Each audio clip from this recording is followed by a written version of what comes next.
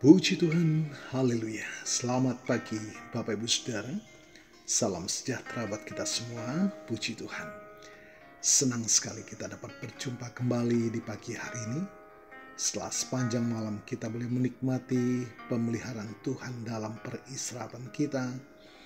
Dan kembali pagi ini kita dibangunkan dengan tubuh yang sehat walafiat. Amin. Terpujilah nama Tuhan.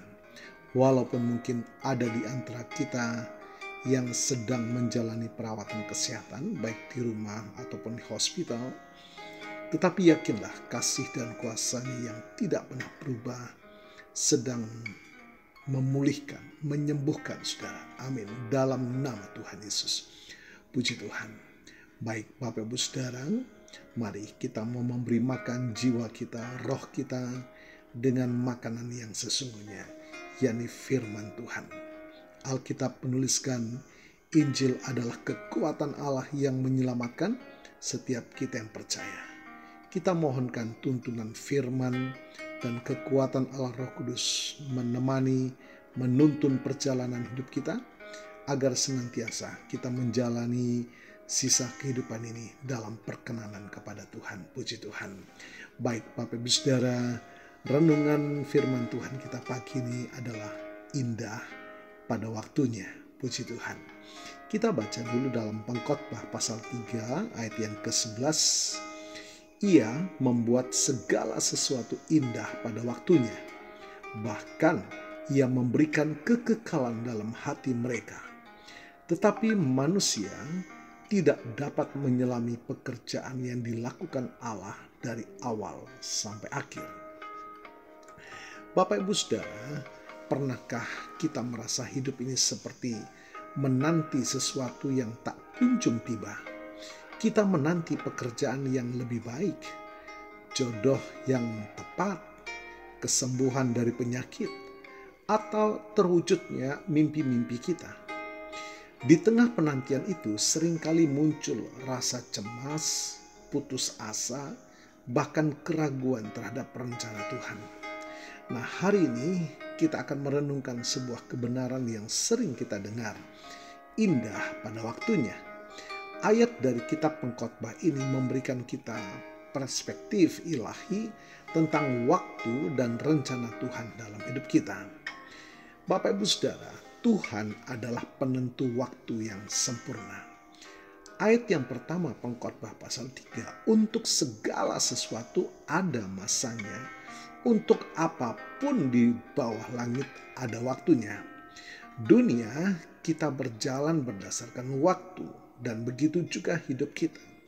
Ada waktu untuk lahir, waktu untuk meninggal, waktu untuk menanam, waktu untuk menuai. Namun bedanya Tuhan adalah pencipta dan pemilik waktu itu sendiri.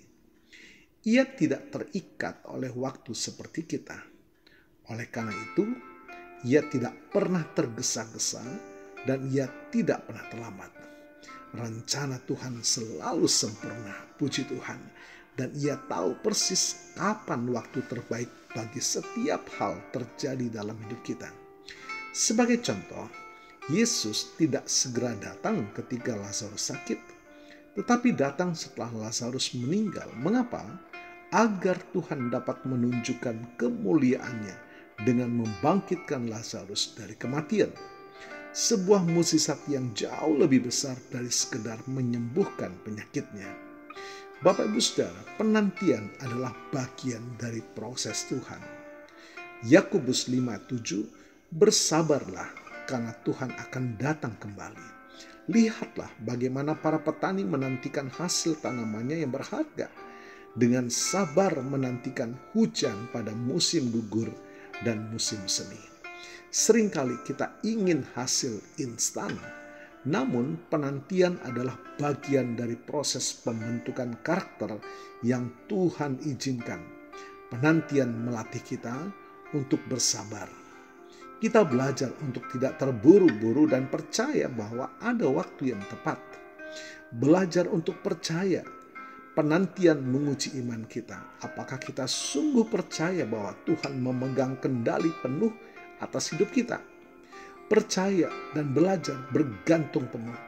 Kita belajar untuk tidak mengandalkan kekuatan kita sendiri, tetapi sepenuhnya belajar berserah kepada kehendak Tuhan. Sama seperti seorang petani yang harus menanam benih dan sabar menunggu hujan serta matahari sebelum bisa menuai. Demikian juga kita harus sabar dalam menantikan janji-janji Tuhan. Bapak Ibu Saudara, Tuhan memberikan kekekalan dalam hati kita. Pengkhotbah 3:11 menuliskan yang kita baca tadi, ia memberikan kekekalan dalam hati mereka. Meskipun kita tidak dapat memahami sepenuhnya rencana Tuhan, ia telah menanamkan kerinduan akan sesuatu yang lebih besar dari dunia ini, yaitu kekekalan. Kerinduan ini seharusnya mengalihkan fokus kita dari kekhawatiran duniawi. Kita seringkali terlalu fokus pada kapan hal itu akan terjadi, sehingga kita kehilangan sukacita saat ini. Namun ketika kita menyadari bahwa tujuan akhir kita bukanlah keberhasilan di dunia ini, melainkan persekutuan kekal dengan Tuhan, puji Tuhan, maka penantian kita di dunia ini akan terasa lebih ringan. Bapak Ibu Saudara, mari kita ubah cara pandang kita. Bukan lagi kenapa Tuhan belum menjawab, melainkan bagaimana saya bisa setia dalam penantian ini. Percayalah, apapun yang kita nantikan, Tuhan sedang bekerja di baliknya. Yeremia 29:11, sebab aku ini mengetahui rancangan-rancangan apa yang ada padaku mengenai kamu.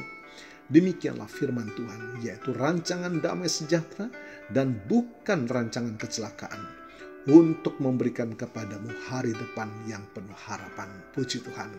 Oleh karena itu Bapak Ibu Saudara, marilah kita menjalani hidup ini dengan keyakinan penuh bahwa segala sesuatu, termasuk penantian dan tantangan, akan dibuat indah pada waktunya. Puji Tuhan. Tuhan Yesus memberkati.